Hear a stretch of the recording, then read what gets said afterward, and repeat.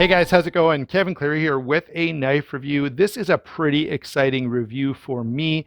It's one that has actually been a long time in the making. So not all of you know this, but back when Morgan Koen released the Koens Keen, I was communicating with him about another model that he was doing that was supposed to be released under his own brand, and that didn't end up happening because Canadian customs is horrendous. I guess that's not, yeah, it's not the customs workers. I know some of those guys; they're great guys, but the rules that they have and the weird thing they're doing with imports of folding knives right now is just insane. It really is a complete. It's an example of an utter failure of bureaucracy to do what they're supposed to do, and instead they take on a whole power of their own and become too big, and they start anyway. It's a whole frustrating situation that I've gone into many times, and I won't rehash right at this moment. But because of that nonsense, Morgan was unable to make this happen,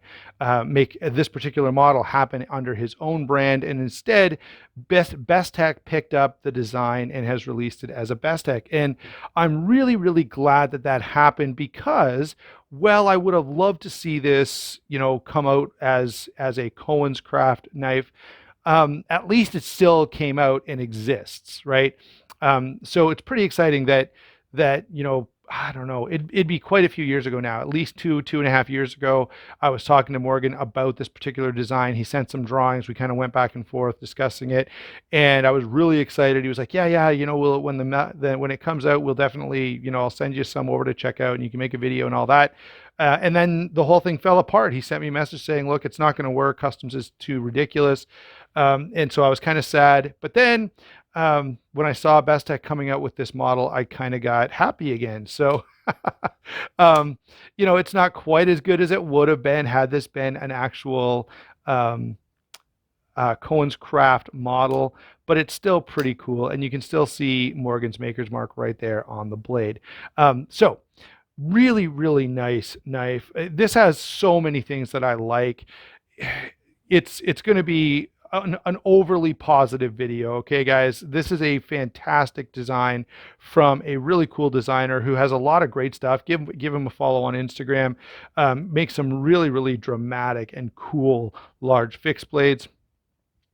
And of course, some pretty large folders as well. Anyway, I'm going to try not to make this too much of a love fest, but just let it be known that I do really, really enjoy this knife. There are a couple little things that I'm going to complain about just to even out the overwhelming amount of positivity. So first of all, this is a fairly large knife, which is fantastic for me. 9 1/16, so just a hair over 9 inches, 3 3/4 inch blade, 5 5/16 closed. Okay, so that's just a little bit more than 5 1/4. 4 inches of grip area, so even if you have big hands, it'll be just fine. 4.9 ounces, so for a 9-inch knife, 4.9 ounces is very good. And the other thing I've got to say is because, this is sort of a long, slim knife, it doesn't take up a huge amount of pocket space, and it carries really comfortably for the size of it, right? This is a very substantial knife, and yet carrying it around is not all that bad.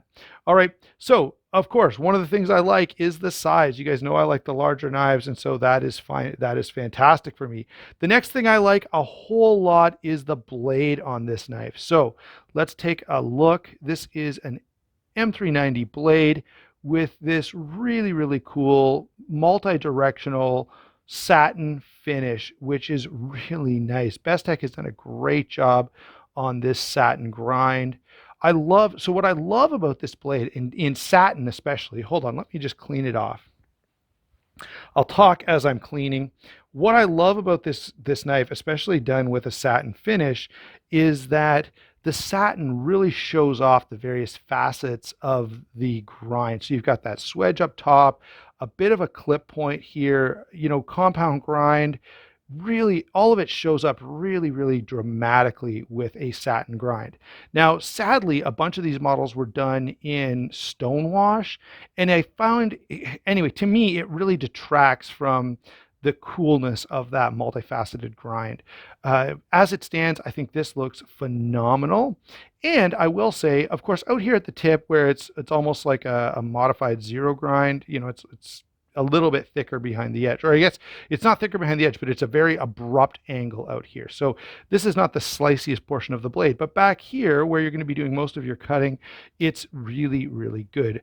I'm sorry I can't help myself but fidget with this knife. This is one of the smoothest actions that I've seen, and certainly a great example of what Bestech can do. Every Bestech I've had has not been nearly this good, but they definitely seem to have stepped it up. I'm not quite done with the blade yet. It's thin enough behind the edge that it cuts well, but it's not like the super sliciest blade imaginable. Okay, so that's the blade. In general, I also really love the touch that the fuller gives.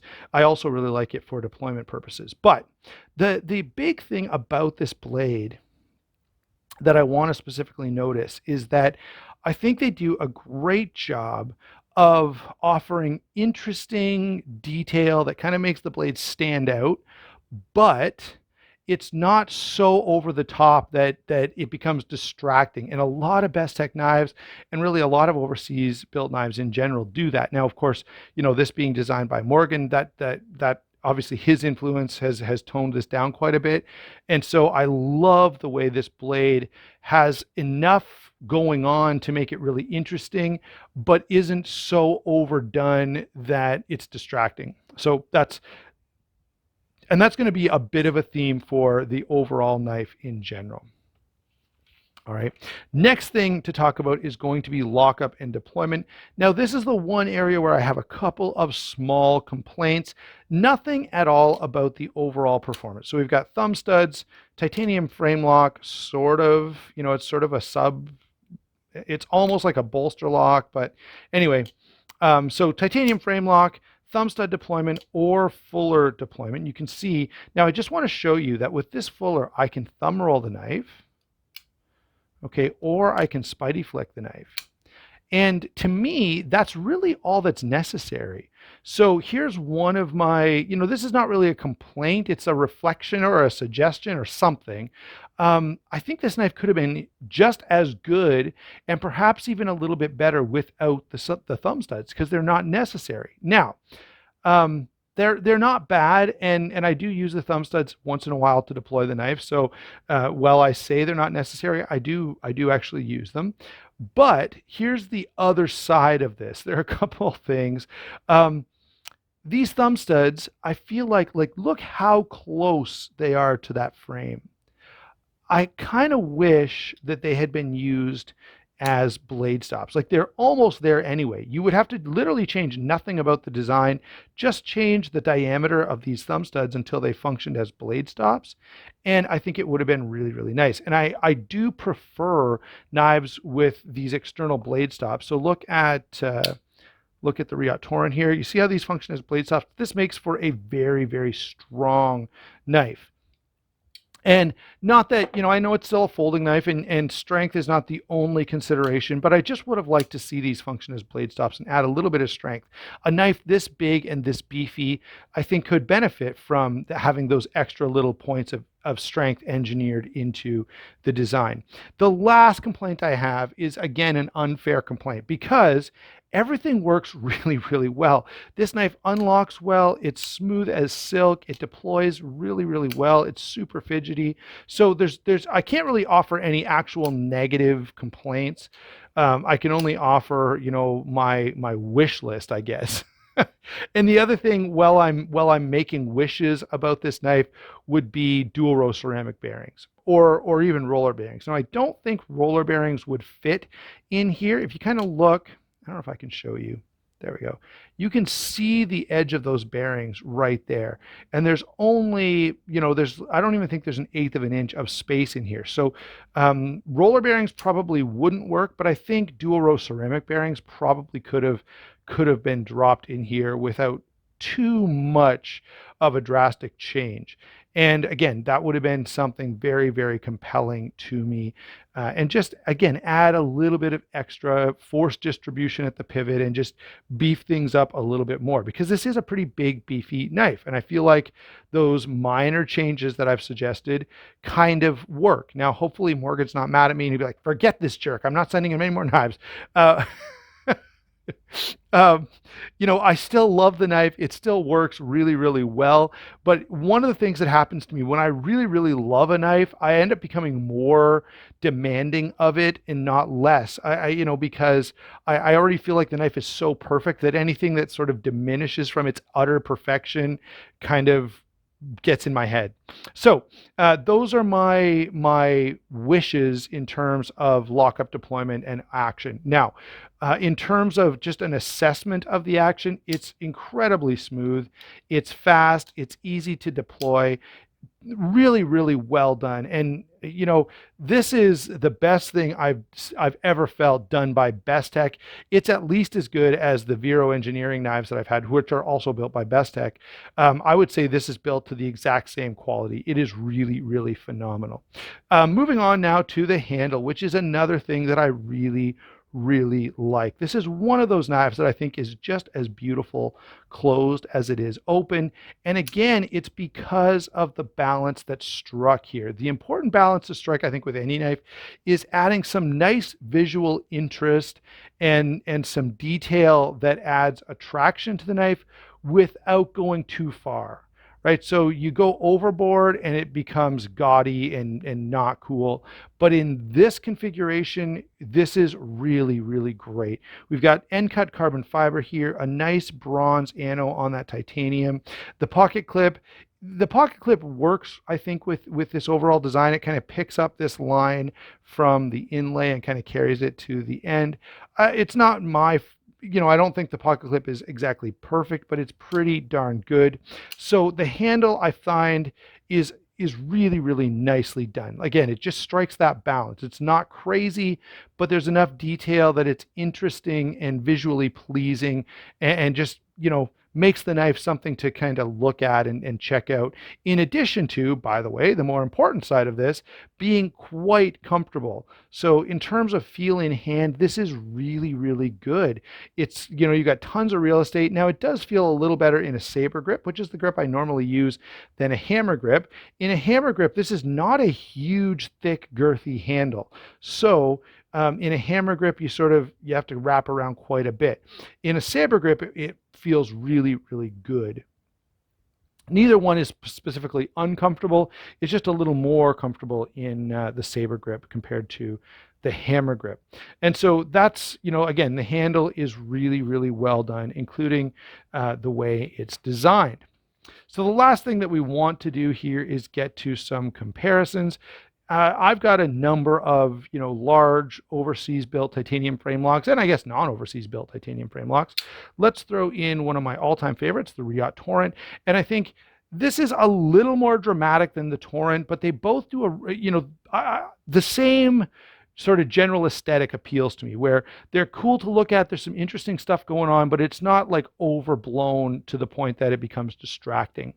What else have we got here? What about when you're talking about titanium frame locks, it's always sensible to include a Chris Reeve. So there's the Inkosi. You can see this is considerably larger than the Inkosi. These are not super comparable knives, so I'm not going to spend a lot of time on that. Another large titanium frame lock on bearings is the Zero Tolerance 0308. All right, these are pretty comparable knives. The styling on this is a little more interesting, I would say. The ZT is sort of aimed at being a little more of a user and not aimed at getting so many design points. But I think it does a nice job, and it could be a good viable option if you're, these are pretty close competitors in terms of price and function and roll and all of that kind of stuff. What else? I've got two more here that I want to throw in.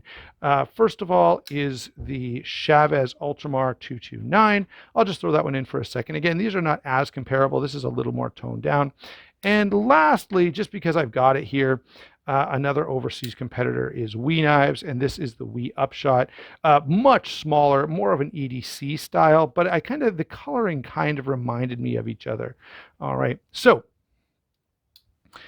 those are a few comparisons that you might want to look at because you're probably not going to have an easy time getting your hands on one of these. Although I have heard from Morgan that there are going to be more coming. So if you want one of these and you haven't been able to get your hands on one, you might be able to find it on the secondary market. But I think there's probably sort of a toned down version. I don't know exactly what that toned down will be.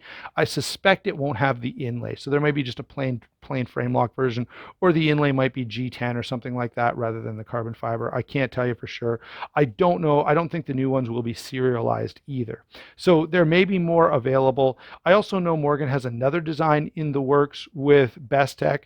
And the one thing I will say, I've got a number of questions about the Koens Keen, which is the first knife that the first production frame lock that Morgan came out with, and it was really, really big. So a number of you asked me, will there be a smaller version of that knife? And last time I talked to him, all I can say is he didn't really say that was going to be a thing.